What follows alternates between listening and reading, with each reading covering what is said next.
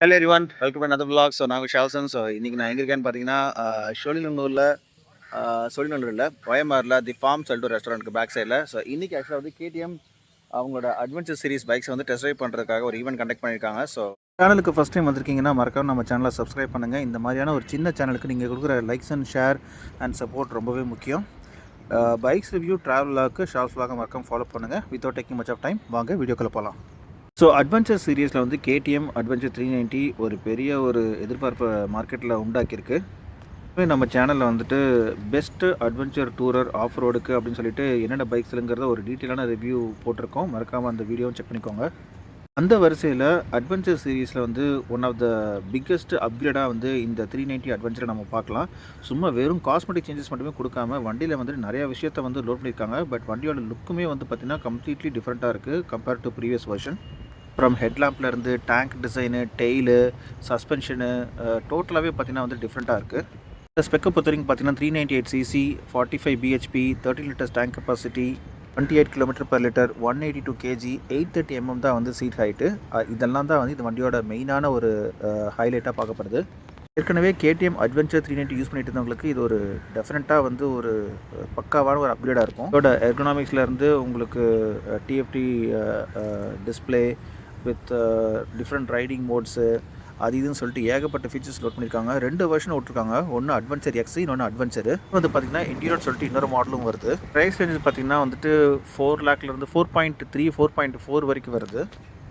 So ஸ்பெக்கை பற்றி கம்ப்ளீட்டாக நம்ம பார்த்தாச்சு. நெக்ஸ்ட் இந்த வண்டியை வந்து பார்த்திங்கன்னா ஒரு டெஸ்ட் ட்ரைவுக்கு வந்து கேடிஎம் சென்னையில் வந்து ஒரு ஈவெண்ட் கண்டக்ட் பண்ணியிருந்தாங்க. ஏற்கனவே எக்ஸிஸ்டிங் கேடிஎம் கஸ்டமர்ஸுக்கும் சரி, புதுசாக கேடிஎம் வாங்கணும்னு நினைக்கிற கஸ்டமர்ஸுக்கும் சரி, இது ஒரு நல்ல ஒரு ஆப்பர்ச்சுனிட்டியாக இருந்துச்சு. ஓஎம்ஆரில் தி ஃபார்ம் அப்படின்னு ஒரு ரெஸ்டாரண்ட்டுக்கு பேக் சைடில் வந்துட்டு ஒரு ஓப்பன் கிரவுண்டில் வந்து இந்த ஈவெண்ட்டை கண்டக்ட் பண்ணியிருந்தாங்க. அதுக்கு இன்வைட் வந்தது. ஸோ இப்போ நம்ம அந்த ஈவெண்ட்டு தான் போயிட்டுருக்கோம். வாங்க டீட்டெயிலாக பார்க்கலாம். நேராக முதலியாக்குப்பமில் ஒரு ரைடு முடிச்சுட்டு இப்போ தான் இங்கே ரீச் ஆயிருக்கேன். So this place is nice. அப்படியே கொஞ்சம் பாருங்கள். சென்னையில் இவ்வளோ பியூட்டிஃபுல்லான ஒரு பிளேஸா? சென்னை மாதிரியே இல்லை, நல்லா இருக்குது இந்த என்விரான்மெண்ட். ஸோ அங்கே தான் வந்துட்டு கேடிஎம் பைக்ஸ் இருக்குது. Adventure x and adventure enduro நிறைய மாடல் வச்சுருக்காங்க அங்கே. ஸோ என்ன ஈவெண்ட்டுங்கிறத வந்துட்டு நான் கம்ப்ளீட்டாக கவர் பண்ணுறேன். ஸோ இங்கே ரெஜிஸ்ட்ரேஷன் இங்கே போயிட்டுருக்கு. இங்கே வந்து ரெஜிஸ்ட்ரேஷன் பண்ணிவிட்டு you get your ticket and then you get your ride. So it's gonna be interesting. So இந்த பைக்கு தான் ஃபஸ்ட் டைம் நான் டெஸ்ட் ட்ரைவ் பண்ணி பார்க்க போகிறேன். நிறைய ஒப்பீனியன்ஸ் இருக்குது, மிக்சட் ஒப்பீனியன்ஸ் சொல்கிறாங்க. ஸோ நம்ம டைரெக்டாக இந்த பைக்கை வந்து டெஸ்ட் ட்ரைவ் பண்ணி பார்த்துட்டு எப்படி இருக்குங்கிறத நான் மென்ஷன் பண்ணுறேன். Let's go. ஸோ கைஸ், எல்லா பைக்ஸும் இங்கே நீங்கள் பார்க்குறீங்க. 2 மாடல் இருக்குது. Adventure X and adventure series இருக்குது. ஸோ ரெண்டுக்குமே வந்துட்டு அலாய்ஸ் அண்ட் ஸ்போக் வீல் தான் டிஃப்ரென்ஸு. ரெண்டுமே டியூப்லெஸ்ஸு. ஒன்றில் க்ரூஸ் கண்ட்ரோல் இருக்கும், இன்னொன்று ஆக்சுவலாக வந்து க்ரூஸ் கண்ட்ரோல் இருக்காது. அவ்வளோதான் வித்தியாசம். க்ரூஸ் கண்ட்ரோல் இருக்கும். அந்த ரைடிங் மோட்ஸ் ஆக்சுவலாக வந்துட்டு பியூர் ஆஃப் ட்ராக்கில் வந்துட்டு மிஸ் ஆகும். இங்கே தான் கேம்பெயினு எல்லாம் எக்ஸ்பிளைன் பண்ணிட்டு அதுக்கப்புறம் வந்துட்டு ஒரு 1 by 1 போயிட்டு ட்ரைவ் பண்ண வந்தாங்க. சும்மா சொல்லக்கூடாது. அந்த லென்த் அங்கே லாஸ்ட் உள்ளே போயிட்டு அங்கே சுற்றி வந்துட்டு இந்த வழியாக உள்ளே போயிட்டு அங்கே ஒரு ஃபாரஸ்ட் மாதிரி இருக்குது, அங்கேயும் சுற்றி தான் வந்தோம்.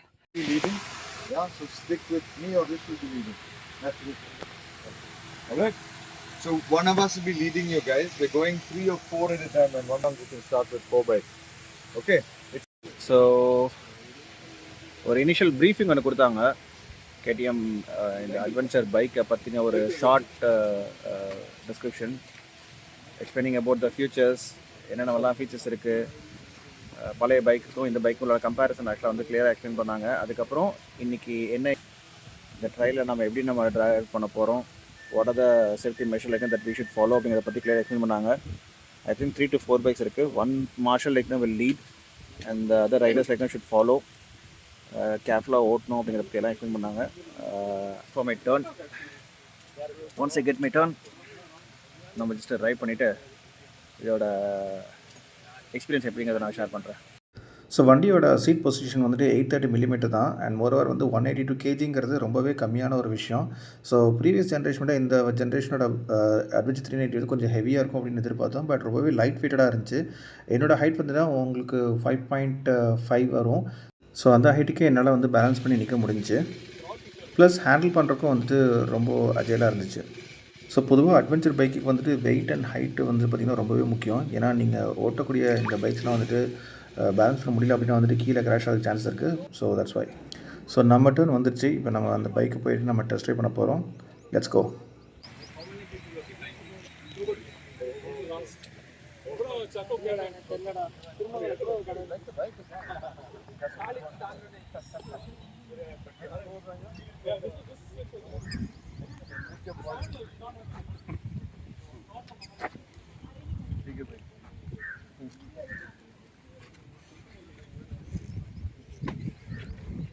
Okay, they're going to get some sand there. For sand, the idea is to look ahead and see where the grip is. See, grass aims for the grass. Grass always goes to sand. That's where the sand will shift around. If they start shifting, you feel the bike doing that, stay loose. You're natural grass. Tighten up.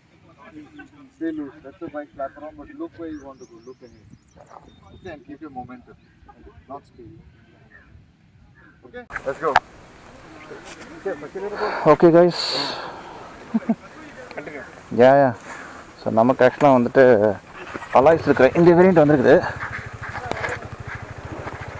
First impression seating position pretty கம்ஃபர்டபுளாக இருக்குது, கான்ஃபிடென்ட்டாக இருக்குது. But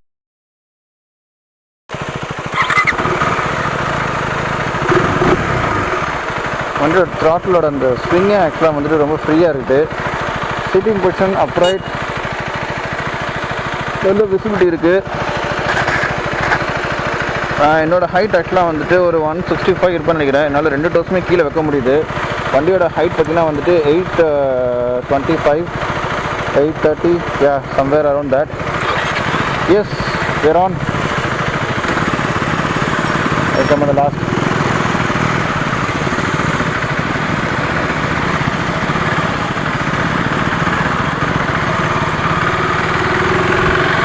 Okay.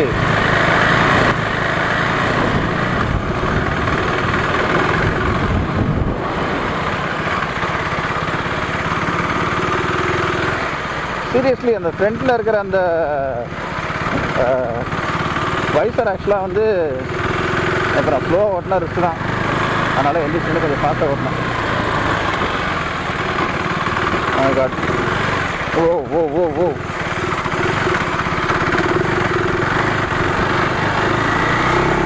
So talking about foot peg and handle bar position ரொம்பவே பர்ஃபெக்டாக இருந்துச்சு.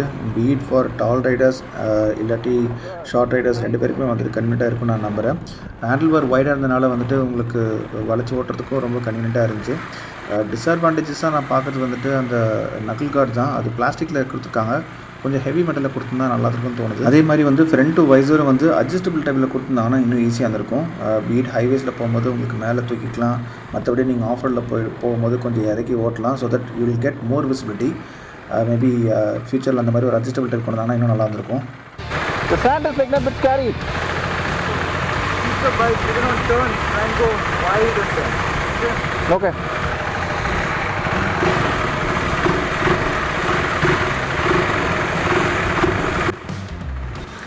So எங்களுக்கு முன்னாடி போன மார்ஷல் வந்து என்ன சொல்லியிருந்தார் அப்படின்னா, நீங்கள் இந்த மாதிரி அட்வென்ச்சர் பைக்கில் வந்து இந்த மாதிரி ஒரு ஆஃப் ரோட் டெரெயினில் நீங்கள் ஓட்டும் போது வந்து கீழே உங்களுக்கு மண் இருந்துச்சு அப்படின்னா நீங்கள் ரொம்ப ஸ்லோவாக ஓட்டினாலும் உங்களுக்கு கான்ஃபிடென்ட் கிடைக்காது. அதே மாதிரி ரொம்ப ஸ்பீடாக வந்தாலும் நீங்கள் உரட்டிட்டு கீழே விழுகிற சான்சஸ் இருக்குது. ஸோ அந்த மாதிரி டைமில் உங்களோட விஷன் வந்து ரோட்டு மேலே இருக்கணும். ஹேண்டில் பாரை வந்துட்டு எப்போவுமே உங்களுக்கு பேலன்ஸ் பண்ணுற மாதிரி பொசிஷன்ஸ் ஓட்டினீங்கன்னா யூ கேன் கான்ஃபிடென்ட்லி ஓவர் ரன்னு சொன்னார். மற்றபடி வந்துட்டு த்ராட்டில் ரெஸ்பான்ஸும் சரி அண்ட் அதே மாதிரி வந்து சஸ்பென்ஷனும் சரி ரொம்பவே கன்வீனியண்ட்டாக இருந்துச்சு. In fact you get both front and back adjustable suspensions. பொதுவாக இந்த மாதிரி ஆஃப் ரோட் பைக்ஸில் உங்களுக்கு அட்ஜஸ்டபிள் சஸ்பென்ஷன்ஸ் வராது.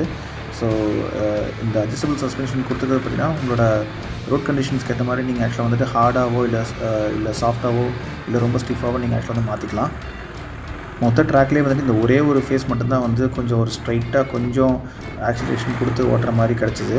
மேபி ஒரு லாங் ரோடு கிடச்சிருந்தா க்ரூஸ் பண்ணி போயிருந்துருக்கலாம். அந்த க்ரூசர் ஆப்ஷனையும் வந்துட்டு எப்படி ஒர்க் ஆகுதுங்கிறதையும் நம்ம செக் பண்ணியிருக்கலாம். பட் அன்ஃபார்ச்சுனேட்லி எங்களுக்கு இந்த ஆப்ஷன் மட்டும் தான் கிடச்சிது. ஸோ அதனால் க்ரூஸ் கண்ட்ரோல் ஃபீச்சர்ஸை இன் டீட்டெயிலாக என்னால் எக்ஸ்ப்ளோர் பண்ண முடியல.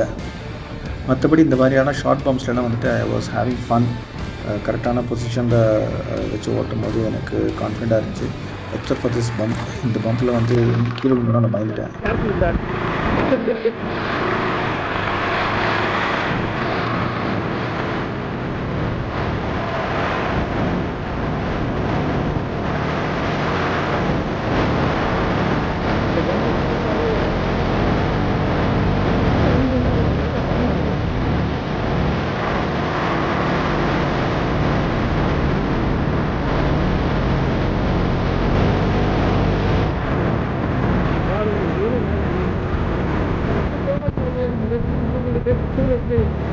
honestly, it was more a chocolate display on her, but it really looked nice.